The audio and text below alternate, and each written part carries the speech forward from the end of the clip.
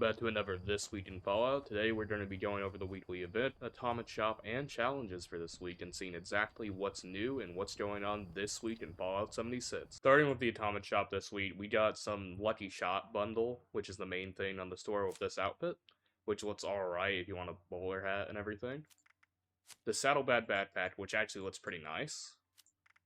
The Persuader paint, which is just another basic combat rifle paint.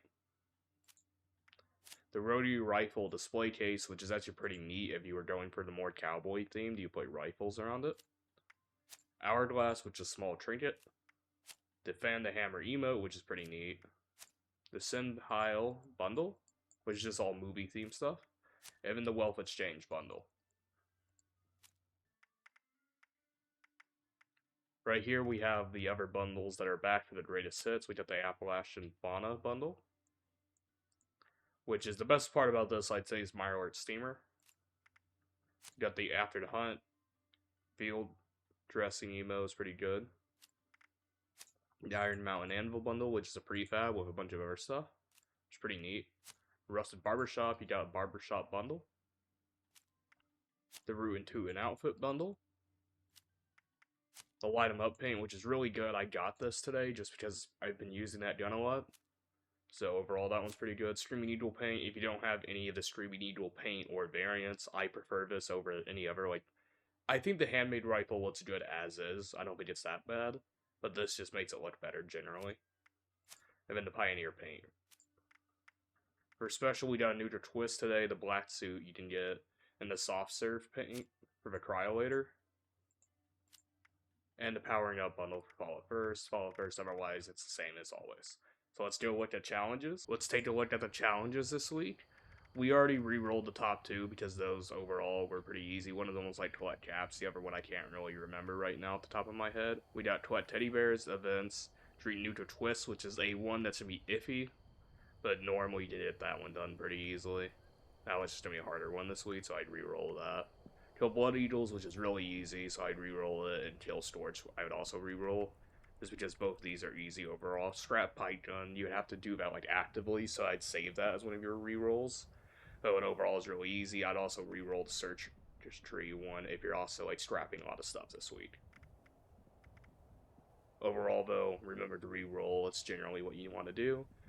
During this week though, we do have an event that started, so we have the Appalachian Outlaws event, which is a bullcrap amount of challenges for a bunch of rewards. You get the backpack, and it's a mini season. We'll do a separate video on mini seasons because I think overall it deserves it.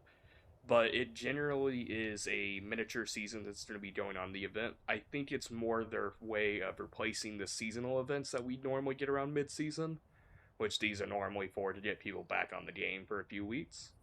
As this one's going to be running for this week and next week generally.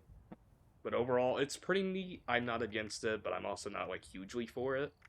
Because it's cool because it allows you to see the rewards. So let's look at the rewards real quick, and then we'll be going over these in a separate video. As we see on the seasons page now, we got the Glow of the Duel, which is something I really need to work on, but that's just because I've not had much time.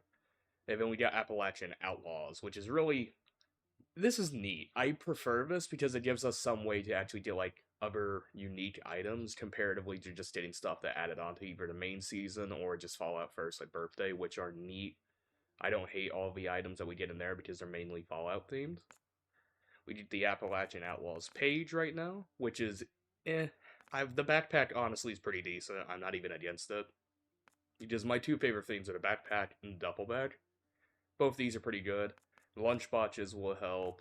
The outlaw things are cool if you like those name things. I personally don't really use them, so And then we got outlaw themed stuff. Let's take a look at them. We got the poster, which is pretty neat. I actually like wall art generally, so these are all decent. Especially if you're doing that sort of like cowboy theme.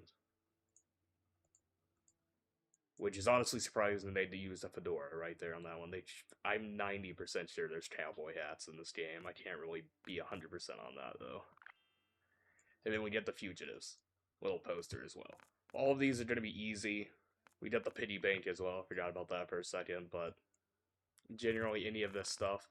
I think it's neat. It gives you something to play the game if you're already through the season pass. Like, It's just something extra to do. I like this more than how they usually did it, because how you did it before is you generally looked online to see if the rewards were even worth it, or you just claimed them and got something out of it and just hoped it was neat. But guys, that's that. And let's talk about the weekend event this week. This weekend is a legendary sale. Head over to Purveyor, trade with your script with them for a 25% discount on any of the items.